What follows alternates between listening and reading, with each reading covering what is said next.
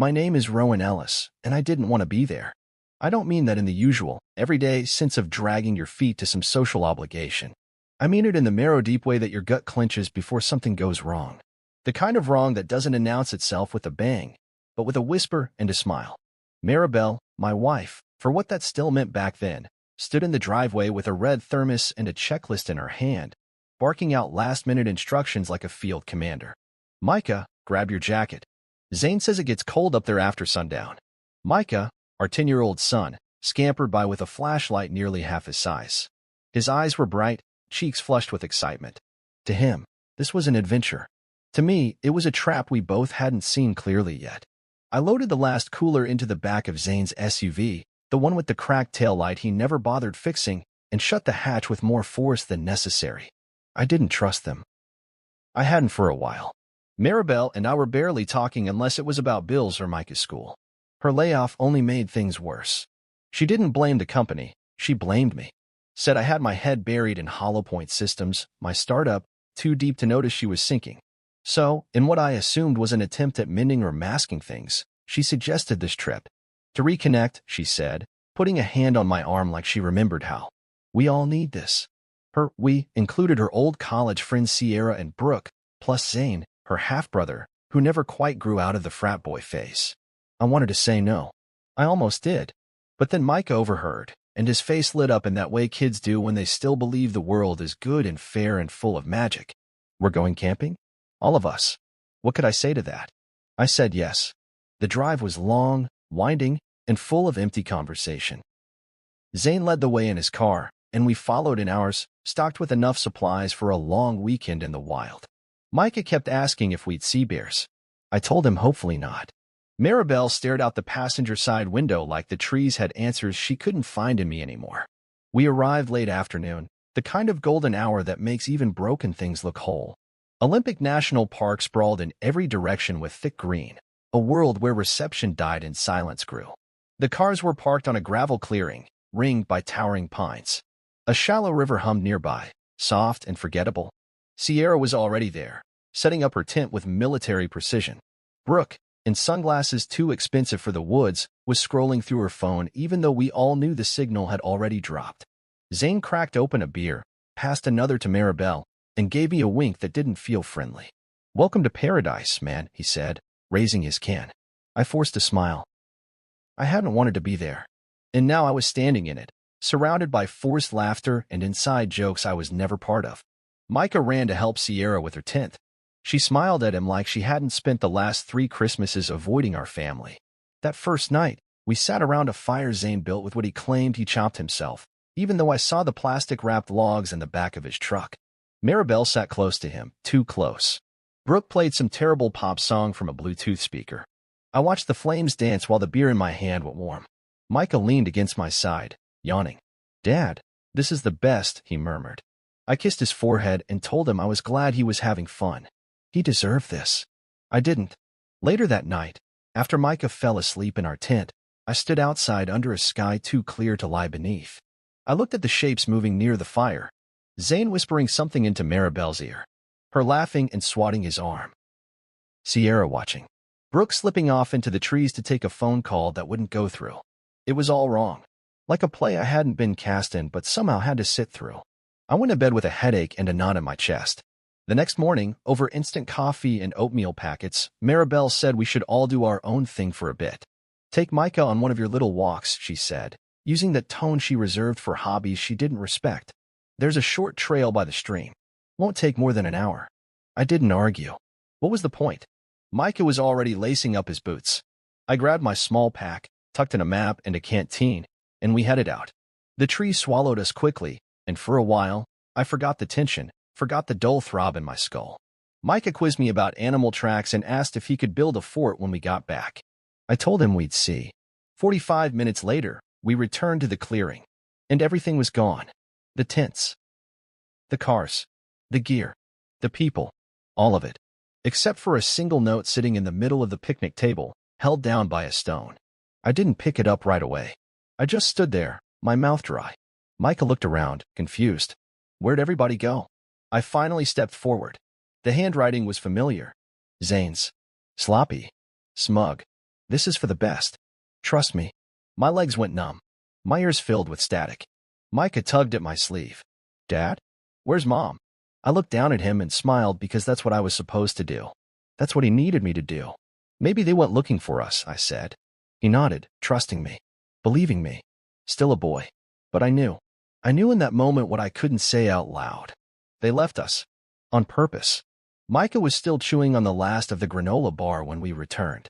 His little hiking boots stomped against the trail like he was some explorer discovering new land. He kept laughing about a squirrel we'd seen that darted across our path. The sun had shifted slightly, the shadows stretching longer over the clearing. But when we stepped back into the camp, the sound of his laughter died. So did every sound in my head. The tents were gone. Not flattened. Not zipped up and stored. Gone. The cars? Gone. The food, backpacks, sleeping bags, even the fire pit had been covered with dirt. It was like no one had ever been there. Micah froze beside me. Where's everyone? I couldn't answer. My feet refused to move at first. My eyes searched the space like maybe this was some sort of elaborate prank. Like they were hiding behind trees, holding in laughter. But the air didn't hold any joy. Just silence. Just the faint, sharp sting of pine and something else, something wrong. Then I saw it. A piece of paper on the picnic table, fluttering slightly in the breeze, held down by a fist-sized stone. I already knew who wrote it before I got close. I didn't even need to read the words yet. I recognized Zane's stupid looped letters from a mile away. Micah followed close behind, his hand in mine. I picked up the paper. This is for the best. Trust me. No date. No explanation. No apology. Just betrayal written in black ink. My heart stopped for a second. Not skipped. Stopped. And in the quiet that followed, the noise started, the roar of thoughts, of confusion, of rage trying to claw its way out of my chest. Micah looked up at me with wide eyes. Where's Mom? I felt the panic crawl up my spine, but I forced it back. I had to. For him. I couldn't let him see me fall apart. I crouched down so we were eye to eye. Maybe they went looking for us, I said, the lie already tasting like poison in my mouth. He nodded slowly, but I could tell he wasn't convinced. Kids don't need evidence to sense something is wrong. They just know. I scanned the perimeter. Nothing left behind. No spare food, no water, no extra clothes. Even the first aid kit we kept near the tents gone. They had taken everything. Methodically, deliberately. I walked to where our tent had been, dropped to my knees, and started clawing at the dirt. Nothing. They hadn't just left. They had erased us. Like we never existed here. Like this was always meant to be a one-way trip. I took a deep breath, one that tasted like betrayal and bark, and stood. We'll stay here for a little while, I told Micah. In case they come back. He nodded and sat on the ground, pulling his knees to his chest. I knew they weren't coming back. I knew at the moment I read the note. Hours passed. The sun dropped lower, shadows creeping like quiet hands through the trees. I walked the perimeter twice, hoping maybe they had left something. A clue. A bag. A bottle of water. Nothing. Micah got hungry. I gave him the other granola bar. I told him I wasn't hungry. He didn't believe me, but he didn't argue. He just handed me the last bite before finishing the rest. As night fell, the cold came in sharp. I took the thin emergency blanket from my hiking pack and wrapped him in it. We curled under the wooden shelter near the table, where the roof sagged just enough to block the dew. I held him close, rubbing his back while he drifted to sleep. My eyes stared into the dark. What kind of people leave a child behind? It wasn't just Maribel. It was all of them. Zane, Sierra, Brooke. People we'd laughed with, trusted, made memories with. How long had they planned this? Did they talk about it over wine? Whisper about it in group chats I didn't know existed. And why? That question gnawed at me. Was it me? The tension in our marriage? The way I buried myself in work? Did they think I deserved this? That Micah did? I couldn't sleep. Every crack of a branch made my fists clench. Every whisper of wind made me reach for the Swiss Army knife in my back pocket. I didn't cry. I wanted to, but I couldn't afford it. At dawn, I got up, walked to the river, and splashed freezing water over my face. I stared at the reflection in the water, my eyes sunken, my jaw tight. Micah stirred when I returned. Are they back yet? Not yet, I said. I knelt and helped him to his feet. We had to move. We couldn't stay there, hoping. I knew hope was a trap. What we needed was distance, options, and a plan. I gathered what little we had, the knife, the map, the empty canteen, a small flashlight, and packed it into my hiking bag. I tore the note in half, then into quarters, and buried it under the dirt. Micah looked up at me, worried. "Where are we going?" I tightened the straps of the bag. "We're going to find help," I said, my voice steady. "And we're going to be okay." I wasn't sure if I believed it yet, but I knew one thing for certain. Whatever Maribel and the others thought they were doing, they underestimated one truth. You don't abandon a man like me and expect him to disappear. They left us to vanish. I was about to show them just how wrong they were. I told Micah we were going to explore. That was the word I used, explore. Not escape. Not survive. Not flee the crime scene our lives had become. Just explore. Something a kid could understand. Something he could carry without it cracking his little heart. We had 2 granola bars, now 1, a bottle of water barely half full, and the Swiss Army knife I always carried clipped to my belt loop. That was it. No compass. No backup. No signal. Just forest. Towering, endless forest, with the early morning sun filtering through the canopy like stained glass. Micah didn't ask questions. He trusted me. His face was pale, his backpack half empty, and still he looked at me with the kind of belief that made my chest tighten. I couldn't fail him. Not after being left behind like forgotten luggage. We followed the stream, same one from the short trail hike. I figured water would always lead somewhere, a ranger post, a road, a town. I kept him close, within arm's reach. Every crack of a branch made my hand instinctively move to the knife. We walked for hours. The trail disappeared fast. Deer tracks faded. Trees crowded tighter together. I cut through brambles with the knife, parting thick vines as we climbed up an incline slick with moss. I kept my voice light for Micah. "This is just like that survival show you love, huh?" He nodded, then whispered, "But the guy on the show has a camera crew." I laughed. "A real one. First in days. Well, you've got me. I'm your crew." By midday, the bottle was empty. I didn't want to push him too hard, so we stopped by a pool where the stream widened. I made him rest while I filtered water through a cloth, let it settle, and prayed it was clean enough. He sipped slowly. "We should catch fish," he said, hopeful. Like in the show. One step at a time, but we kept going. I spotted thimbleberries in a patch of sun. I made sure they weren't bitter nightshade first. Then we picked until our hands were stained red. They tasted like tart sugar. Micah smiled again. That night, we stopped by a break in the woods where a cluster of flat rocks surrounded a patch of dry moss. I gathered bark, dead branches, and soft pine needles. I scraped the knife against a rock for what felt like hours until the spark caught. When the fire finally flickered to life, Micah clapped. I let him believe it was magic. "See? We're gonna be fine," I said. We shared the last granola bar. I gave him the bigger half. He handed me a bite anyway. "Dad, do you think Mom got lost too?" I stared at the fire too long before answering. "I think Mom made a mistake. But right now, we're going to be okay because we have each other." He nodded. He understood more than I wanted him to. He curled up beside me, wrapped in the emergency blanket again. The stars above looked fake, like someone punched pinholes in a black sheet.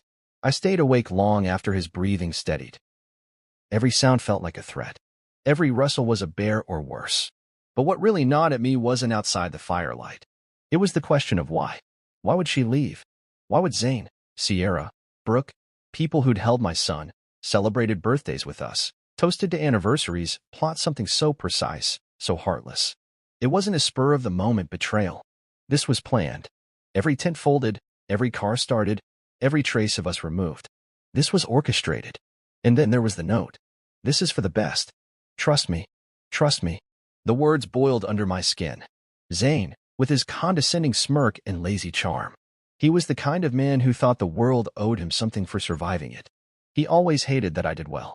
That I built Hollow Point from my garage and turned it into something that mattered. Maybe he thought he was doing me a favor by disappearing me. Screw that. The next morning, Micah woke up shivering. I gave him the rest of the berries and a few sips of our filtered water. We moved slowly. His feet were sore, but he didn't complain. I made him a walking stick out of a branch, showed him how to balance on it. "You're a real outdoorsman now," I said. He grinned, proud. We kept near the stream. I figured it had to lead us out eventually. Around noon, we found a patch of wild onions. I dug some out with the knife, rinsed them in the water, and chewed slowly. Sharp. Bitter. But it filled the hollow. Micah spit his out. "Tastes like feet." "That means it's working," I said, laughing. We made camp near a rock wall that night. The wind was louder there, the kind that whistles warnings. I built another fire, smaller this time. I noticed Micah wasn't eating as much. Tired? I asked. He nodded, then lay down early. His eyes closed fast, but I could see the heat rising off his forehead. I pressed my palm to it. Too hot. I dug through the pack and pulled out the small Ziploc of dandelion root I'd gathered earlier, not really expecting to use it. I crushed it, poured water over it, and boiled it in a dented tin cup. The tea was bitter and dark. I raised his head and helped him sip. You're gonna feel better soon, Micah. I promise. He murmured something in his sleep. A name. Mom. I turned away, blinked back the rage. I stayed up again. Firelight dancing. My hands clenched around the knife. We were going to survive. Not because we were lucky. Not because I had some divine plan. But because I was going to will us through it. Because someone needed to answer for this. Because I needed to walk back into civilization with my son beside me, alive. So they would know exactly who they failed to kill. And what they had unleashed instead. By the third day, I was beginning to understand just how cruel the wild could be. It didn't hate you. It didn't love you. It simply didn't care if you lived or died. And that quiet indifference pressed down on me as I carried Micah through a ravine, his weight lighter than it should have been, his breathing shallow against my neck. He had stopped talking sometime late the night before, his voice barely more than a whisper even when he tried. His skin was burning up. We had been surviving on thimbleberries, wild onions, and stream water boiled over shallow fires. I'd even managed to catch a frog once, roasting it on a stick for protein. But it wasn't enough. Micah was small for his age, and this was taking a toll. I told myself it was just fatigue, just hunger. But when he started mumbling in his sleep, feverish and incoherent, I knew it was more than that. We reached a patch of flat ground, and I laid him down gently in a bed of ferns. His face was flushed, beads of sweat forming along his hairline despite the cool mountain air. He shivered, then curled up like he was trying to disappear into himself. I sat beside him, hands trembling, and rummaged through our pack. Nothing helpful. No medicine. No antiseptic. No gauze. I only had what nature could offer, and that terrified me. I remembered an old survival guide I read years ago. Dandelion root could help reduce fever. I had gathered some days earlier and used it sparingly. I chewed a bit now, swallowing the bitterness, then crushed the rest into a tin cup with stream water and set it over a fire I coaxed from damp bark and dry grass. The smoke curled up slowly, lazily, like it had all the time in the world. Micah stirred and called out, barely audible. Mom. The word was like a knife. I wanted to rage. To scream her name into the trees. To ask how she could do this, how she could leave her own child behind without a second thought. But I didn't. I couldn't afford that luxury. He needed calm. He needed strength. He needed me. I helped him sip the tea when it cooled, holding the cup steady as his hands trembled. He coughed once, then closed his eyes again. His breathing slowed, and for a moment I thought he was slipping further away. I grabbed his hand. It was too hot. You're okay, Micah. I whispered, trying to make myself believe it. You're strong, just like your mom used to say. I hated that I said it, but he needed something familiar to hold on to. He didn't respond, just lay there, curled up beneath the ferns, his face a picture of fragile sleep. I sat beside him all night. I didn't doze. I didn't blink for long. I just watched him breathe. Every time his chest moved, a tiny weight lifted. Every time it paused, I leaned in with terror clenching my heart. I prayed. Not the kind of prayer you say in church, all memorized and clean. No, this was raw, ugly, wordless, a bargain with whatever force might be listening. I hadn't spoken to God in years. But that night, I begged. I promised. I swore if Micah made it, I would become the man he deserved. And I swore I would make the people who did this pay. By morning, the fever hadn't broken, but it hadn't gotten worse. That, in this twisted new war. Micah opened his eyes mid-morning. They were glassy, but he focused. Water, he croaked. I gave him what I had. He drank slowly. Are we still exploring? He asked. It almost broke me. I nodded. Yeah, buddy. Still exploring. Just taking a little rest. He nodded and closed his eyes again. I could tell he wanted to believe me, and maybe he did. Kids have to. That's how they survive the hard parts of the world. I cleaned him up as best I could, wiped his forehead with the edge of my shirt, now damp from stream water. I even tried to make a little shade tint with branches and my jacket. That day moved slowly. The fire kept dying. The wind picked up. I stayed close to Micah, gathering more berries, rationing water. By late afternoon, his fever finally began to drop. He was sweating less, his skin cooler. I didn't cheer. I just exhaled. I leaned back against a tree, the bark rough against my back, and for the first time in days, I allowed myself to cry. Not loud. Not for long. Just enough to let the weight shift slightly off my chest. Silent tears for a man who had lost everything but the one thing that still made him human. I didn't sleep that night either, but I did close my eyes for a while, just listening to him breathe.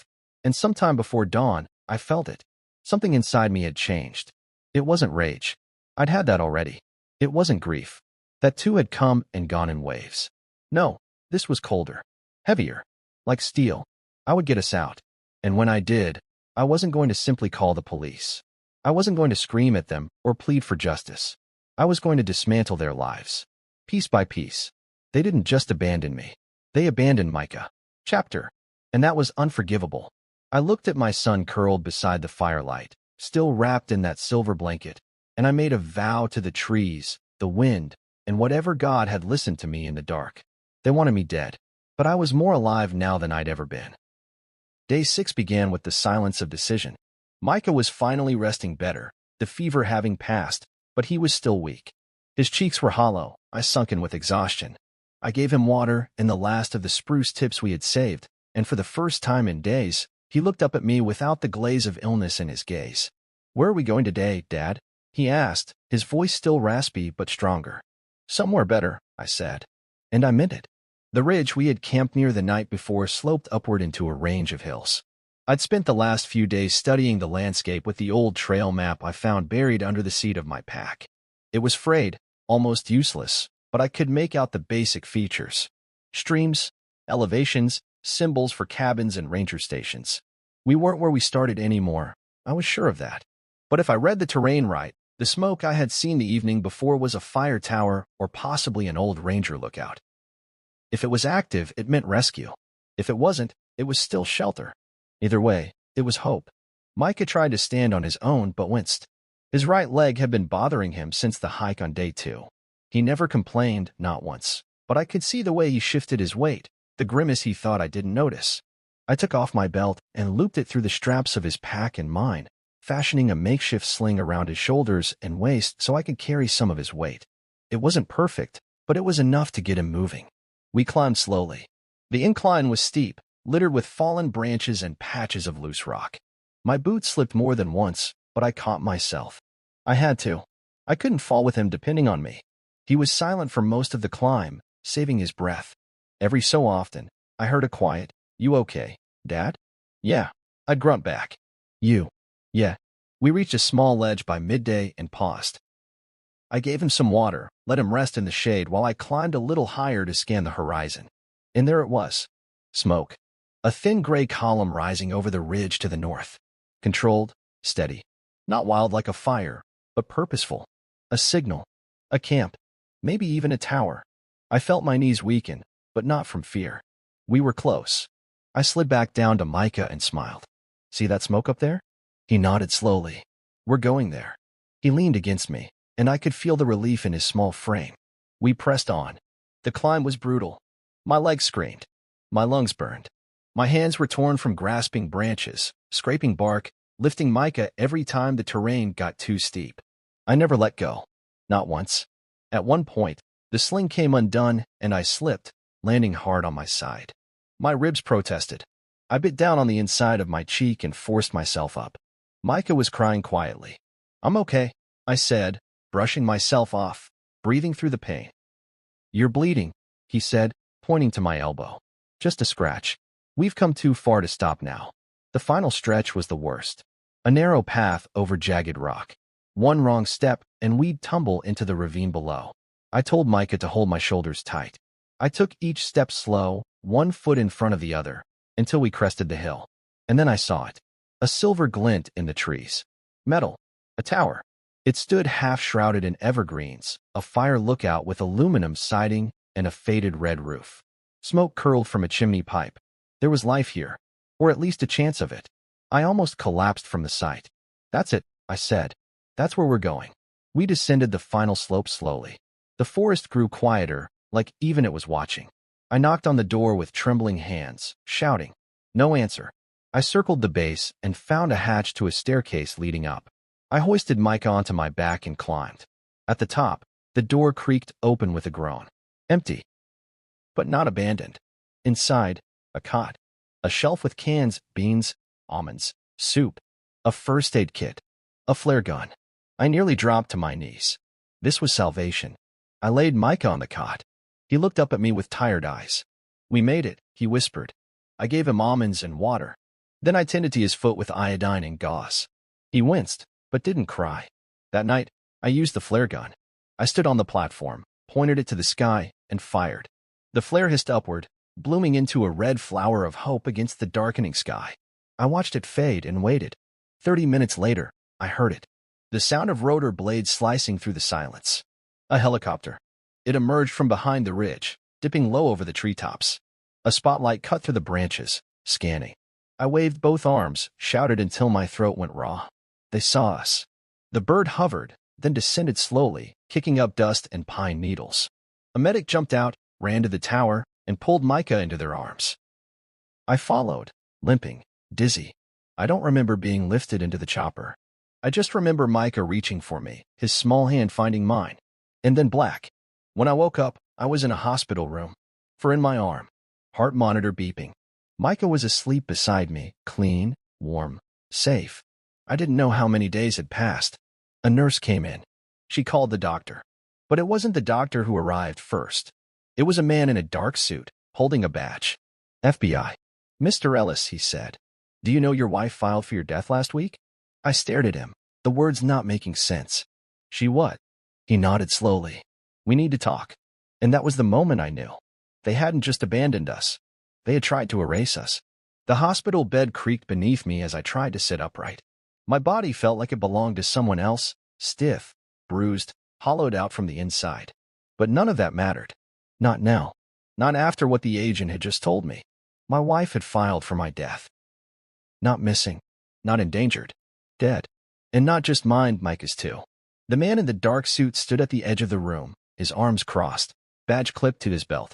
His name was Agent Coleman Rowe, and he had a folder under his arm that looked too thick to mean anything good. We received the insurance claim last Wednesday, he said. Your wife submitted it through an attorney. Claimed you went missing on a hike due to stress and mental instability. Said you took your son with you after a series of emotional outbursts. I wanted to laugh, but my throat was too dry. There were letters attached to the claim, he continued, opening the folder. Signed notes, supposedly from you. A will. Even a psychiatric report from a Dr. Wilkes. He dropped the copies on the tray table. They claimed you had a mental break, that you wandered off into the woods to die. I stared at the pages. I didn't need to read them to know they were fake. But there, in shaky cursive that looked almost like mine, were words I had never written. They thought we wouldn't find you, Cole said. They thought you wouldn't survive.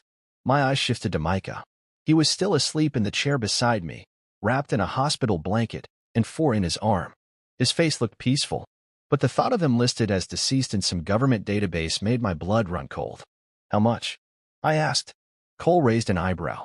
The insurance, I clarified. How much were we worth to her? $2.2 million, he said, and another $600,000 in a separate policy through Hollow Point Systems, the one tied to your ownership. I closed my eyes. And the others? I asked. Zane, Sierra, Brooke? All named in the investigation. All corroborated the story. He flipped to a page with Zane's signature. Your brother-in-law claimed he saw you leave the camp alone with Micah. Said you were distraught. Maribel backed it up with text messages that were conveniently saved. Sierra and Brooke said they stayed behind because they were uncomfortable. He paused. They even hired a notary to certify the new will. I laughed then. A bitter, broken sound. Let me guess, Maribel was the sole heir. Cole didn't smile. Correct. I leaned back against the pillows, my pulse thudding in my ears. We're compiling everything now, he continued.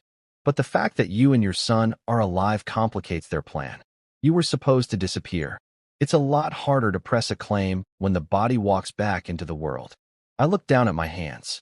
They were still scraped and dirt-stained. They left a child behind, I said. They walked away from him. That's not just fraud. It's attempted child endangerment, Cole said, nodding. Possibly more, depending on the DA. And now that the boys recovered enough to speak, we'll get a statement. But I need your help. Anything, I said. We need your full testimony. Everything from the trip. Every detail you remember. We'll pair it with the GPS data from the helicopter and the medical evaluations.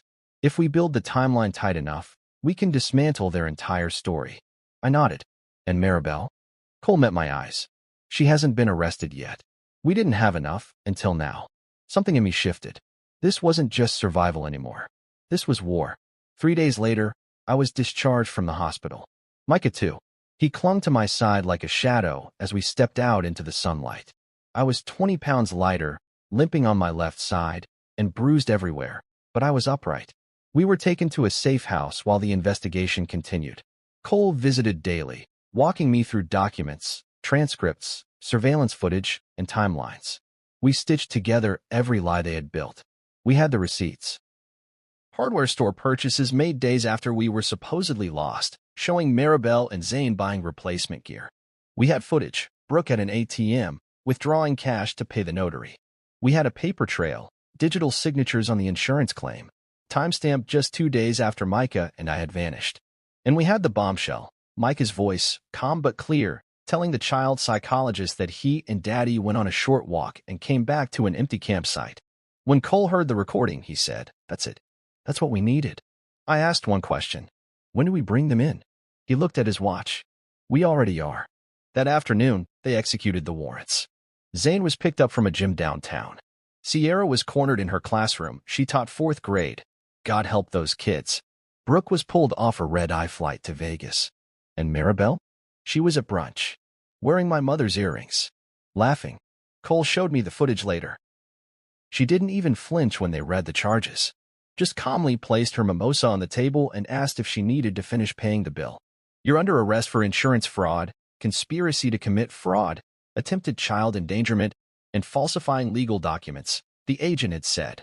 I understand, she replied, like they were discussing a parking ticket. When she saw the cameras outside, though, her face changed. That was the moment it hit her. I was alive, and I was coming for everything. I stood outside the courtroom in a navy suit that barely fit anymore, the fabric looser than it should have been, my reflection in the courthouse window looking unfamiliar. Micah was with my sister inside, reading a comic book quietly on one of the benches. He didn't need to hear any of this. He'd lived through enough already. Inside the courtroom, my wife sat surrounded by the very people she once swore were just old friends. Zane, with his arms crossed like he owned the room. Sierra in her charcoal blazer and dark sunglasses like this was some sort of fashion show. Brooke chewing gum, disinterested as ever. And Maribel, my wife, sitting front and center like this was a job interview and not a reckoning. She didn't look at me when I walked in. None of them did. My lawyer, Marcy Lynn, dropped a thick folder in front of the judge with a sound that made the room flinch. Your Honor, she began. What you are about to review isn't simply evidence of a forged will or a fraudulent insurance claim. It is evidence of a coordinated attempt to profit from the staged disappearance and presumed death of my client and his 10-year-old son. The judge, an older man with a lined face and heavy eyes, nodded. Proceed. Marcy opened the folder. First came the surveillance photos. Maribel and Zane at the hardware store, buying rope, tarps, water jugs, and trail supplies. 2 days after Micah and I had gone missing. Then came the receipts, gas station logs, credit card swipes, timestamps that didn't align with their original statements. After that, the audio. A voicemail Maribel had left on Sierra's phone a day before the camping trip. Make sure the gear is packed in Zane's car. Rowan's gonna take the bait. Micah too. The courtroom was silent. Not a cough. Not a whisper. The judge leaned forward. Play that again. Marcy did. And this time, it landed harder. Then came the forged psychiatric letters, supposedly written by a Dr. Wilkes, claiming I'd shown signs of emotional breakdown, paranoia, instability. The judge narrowed his eyes. We've subpoenaed Dr. Wilkes. He confirmed he's never met my client. His signature was copied from an unrelated document, and the license number listed is for a pediatrician in another state. Maribel shifted in her seat for the first time. Zane stopped tapping his foot. Marcy wasn't done. She handed over the signed will that claimed I had revised my estate 6 days before the trip, leaving everything to Maribel. "And the notary?" the judge asked. "She's here, Your Honor," Marcy said. A woman in her early 50s took the stand. Her voice shook at first, but steadied quickly. "I was paid under the table to stamp the document. I never witnessed a signature. I never met Rowan Ellis. I was told it was a rush job for a man leaving the country." She started to cry. "I didn't know there was a child involved." The judge removed his glasses. "Thank you, Miss Dyer." Zane muttered something under his breath. Brooke looked at the ceiling like it could offer her a way out. Sierra finally took off her sunglasses. And Maribel stared straight ahead. Then it was my turn. I walked to the witness stand slowly. Every step reminded me of the ache in my ribs that never quite healed. I sat down and looked around the courtroom. "My name is Rowan Ellis," I began. "And what happened to me and my son wasn't an accident. It wasn't a misunderstanding or a miscommunication. It was a plan, a deliberate plan to remove me from my own life." I told the court everything. The trip, the hike, the note, the food rationing, the fever, the fire tower, the flare. But when I got to the part about Micah asking for his mother, I had to stop. I looked at Maribel then.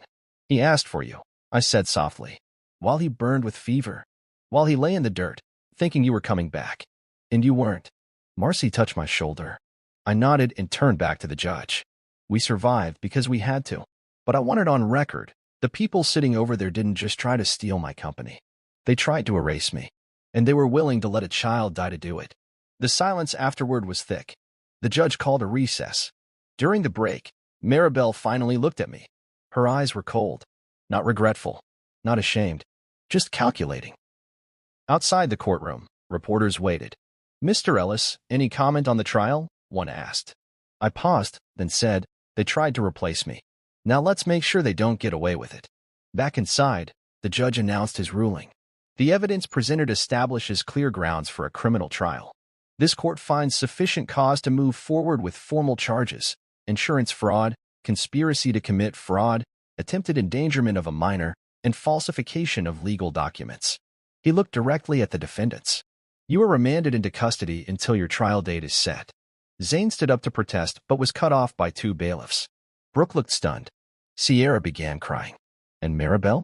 She finally blinked. I walked out of that courtroom not as a victim, but as a man who had pulled his son from the jaws of betrayal and brought the truth into the light.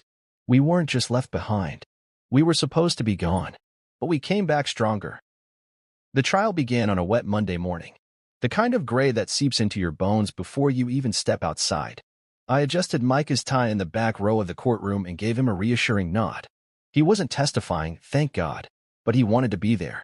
He said he needed to see it through. So did I. Maribel entered first, flanked by her attorney. No makeup, hair tied back in a low bun. She wore a beige blazer 2 sizes too big. It was an act, and I saw right through it. She sat without looking at anyone, not even me. Zane shuffled in next, his cocky energy finally deflated. Sierra followed, eyes rimmed with sleeplessness. Brooke barely raised her head. The four of them looked like ghosts in their own horror story. Marcy Lynn began the opening statement. "This is not simply about fraud. This is about betrayal of the deepest kind. About 4 adults, including a mother, who left a child and his father in the wilderness to die, not because of desperation, but for money." The prosecutor called me as the first witness. Again, I retold the story, this time not just. One juror, a woman in a green blouse, wiped a tear from her cheek when I described carrying Micah up the ridge. Another nodded silently when I talked about boiling stream water, when I described the flare arcing into the sky. Then came the evidence. Email threads between Sierra and Brooke. "Brooke, is it done yet?" Sierra, "He won't last 10 days out there. Not with a kid." Laughter emojis. Then text from Zane to Maribel. "Zane, we'll file Monday. The sooner the better." Maribel, "Use the second draft of the psych letter. The one with the family history section." That text hit the jury like a slap. When the notary took the stand again, she detailed how Sierra arranged the meeting at a diner and paid her $2,000 in cash. They said it was urgent, that Rowan was leaving the country and didn't trust banks. Maribel's attorney tried to paint her as a manipulated woman, caught up in something orchestrated by her reckless brother and pressured friends. But then the prosecutor pulled out the real card. A video. Security footage from 3 days before the trip. Maribel alone. At a bank. Speaking to a financial advisor about liquidating the trust left by my late grandfather, the one she claimed to know nothing about. He won't need it, she had said on camera. He's going through something. The jury didn't buy her performance. Not after that. Zane's attorney attempted damage control, claiming his client believed I was suicidal and had simply panicked. The jury was then shown a clip from Zane's podcast, a cringeworthy episode where he joked about camping and letting nature take care of things. Don't leave your brother-in-law in the woods unless you're ready to cash out, he'd said. The room froze. Sierra and Brooke didn't even try to defend themselves. Their lawyers went for plea bargains mid-trial, hoping to avoid full sentences. Too late.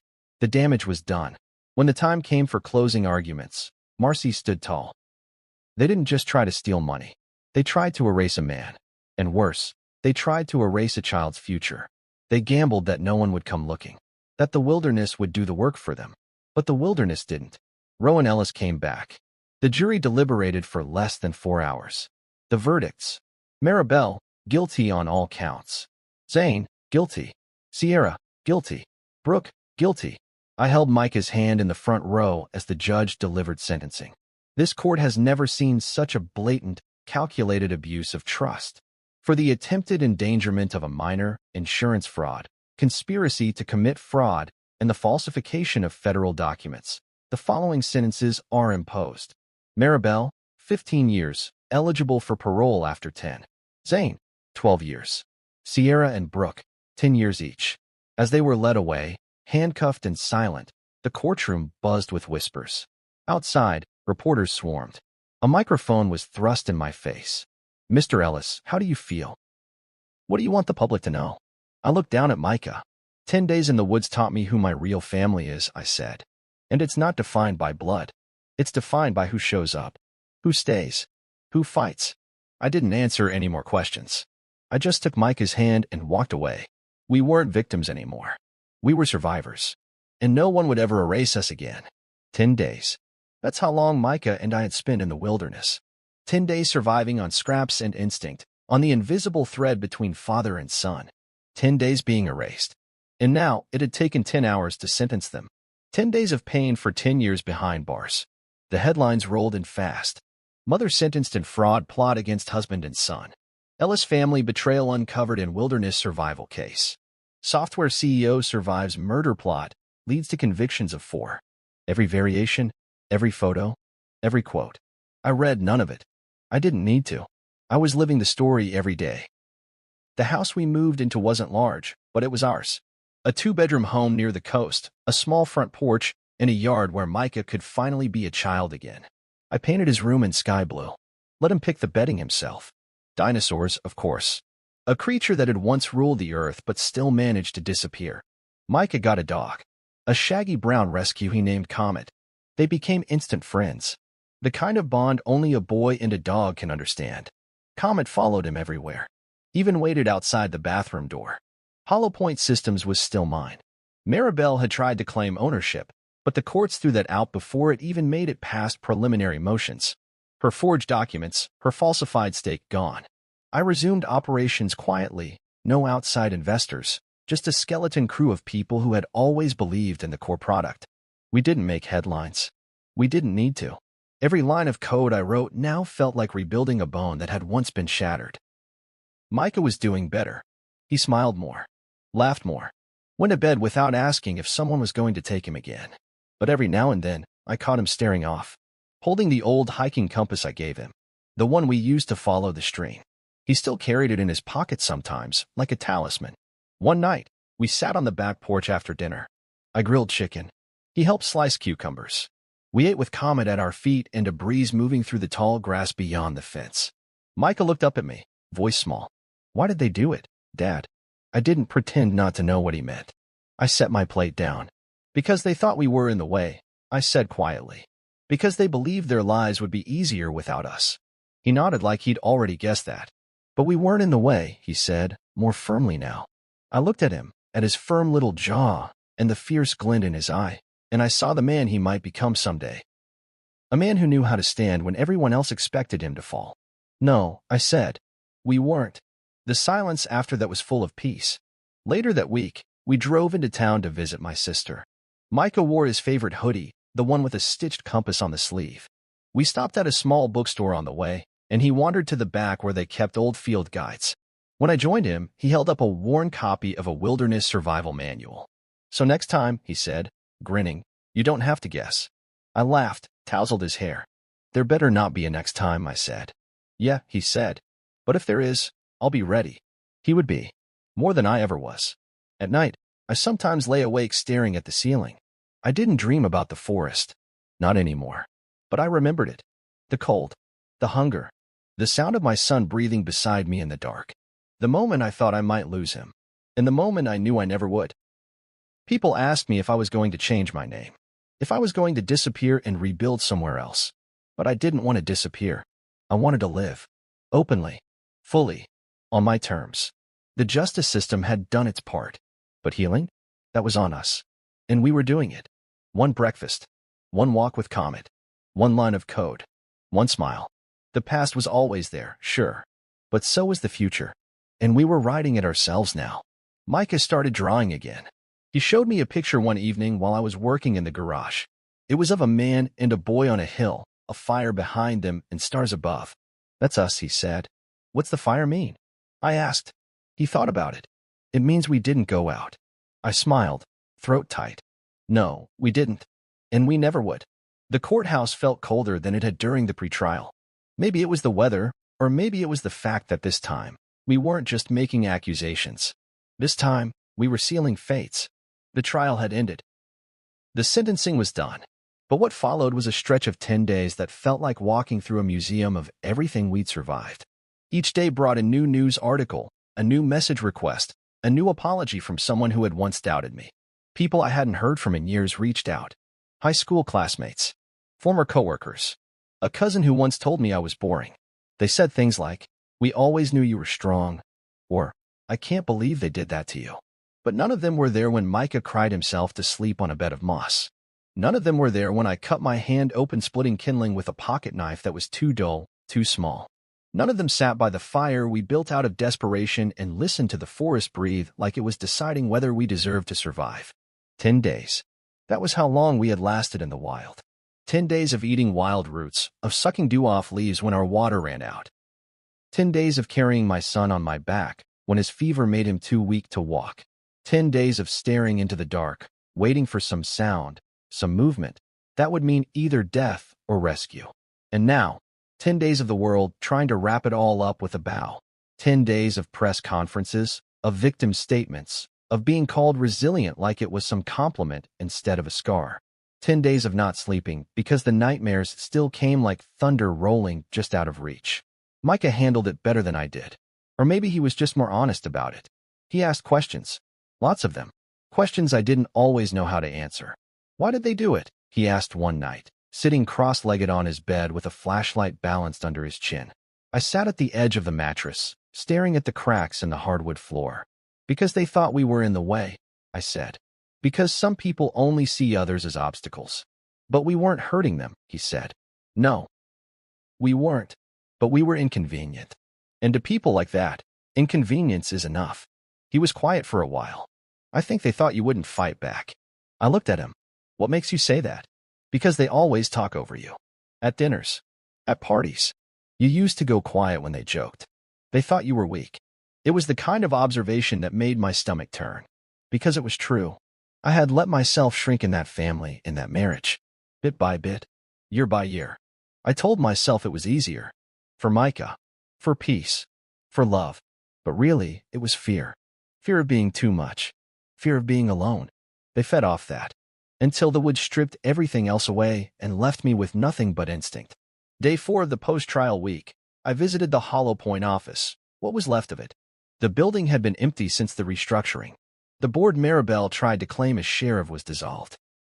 The documents she'd submitted to prove co-ownership had been invalidated in court. Fraud, forged signatures, misrepresentation. But the damage had still been done. I walked past empty desks, past dry plants and cracked ceramic pots. The server room hummed quietly, like a living thing trying to remember its purpose. I stood in the middle of the main room and just listened. I remembered staying late in this space. Pulling Micah in a wagon when he was a toddler. Maribel used to drop him off with a kiss on the head and then vanish to her yoga retreats or networking dinners. I used to think we were building something together, but only one of us was actually building. The other was already digging escape tunnels. I spent the next 2 days reclaiming what was mine. I reactivated the core infrastructure, called 3 of my old engineers. 2 said yes immediately. The third, Anita, cried when she heard my voice. I thought you were gone, Rowan. I was at your memorial. I laughed softly. So was I. Just in the trees. We started from scratch. I gave them access to the architecture. I cleared my calendar. No meetings. No external investors. Just a new version of the company that bore my fingerprints instead of compromise. On day 6, I got a letter. From Maribel. It came through my lawyer, typed but signed in her hand. She said she didn't expect forgiveness. That she didn't even fully understand what made her go through with it. That the idea took root over time and grew like mold in the corners of their conversations. She claimed it started as a joke. What if he just disappeared? And then Zane ran with it. Sierra encouraged it. Brooke offered logistics. And she agreed. No apology. Just that. A confession of sorts. Or maybe just a desperate attempt to rewrite her role in the narrative before history sealed it. She ended it with a question. How is Micah? I didn't reply. Because she didn't deserve to know. Day 7, I took Micah to the beach. He ran ahead with Comet chasing seagulls. I sat on a dune, watching the 2 of them zigzag across the wet sand. A woman from the neighborhood sat down beside me. Her name was Rachel. She'd brought her daughter to play. You look like you're carrying a whole mountain on your back, she said gently. Feels more like a forest, I replied. She didn't ask questions. Just offered me a bottle of water in silence. Sometimes that's all you need. Day 8. Micah had a nightmare. I woke up to him calling my name, his small voice cracking. The trees were eating the stars, he whispered. And you disappeared again. I sat beside him until his breathing slowed. Then I pulled the sleeping bag from the closet and camped on his floor for the rest of the night. Neither of us said anything more. Day 9. The media frenzy died down. The story that had once burned through headlines like wildfire began to flicker out. Another scandal. Another politician. Another tragedy. We were yesterday's miracle. But that was fine. Because we weren't built for the spotlight. We were built for the fire. Day 10. We built a fort in the living room. Not because we were hiding, but because we could. Micah brought blankets and flashlights. I brought snacks. Comet guarded the entrance like a loyal knight. We read a book about explorers who mapped unknown lands. Micah stopped at a page and said, You know, we did that. Did what? Survived. Like them. Only no one drew our map. We made it up. I looked at him. This boy who had carried no weapon but courage. Yeah, I said. We made it up. And we survived. He nodded. 10 days, Dad. We beat 10 days. That's like 100 in real life. He wasn't wrong. Those 10 days didn't just test us. They made us. 10 days of hell had earned us this life. And I would never let anyone take it away again.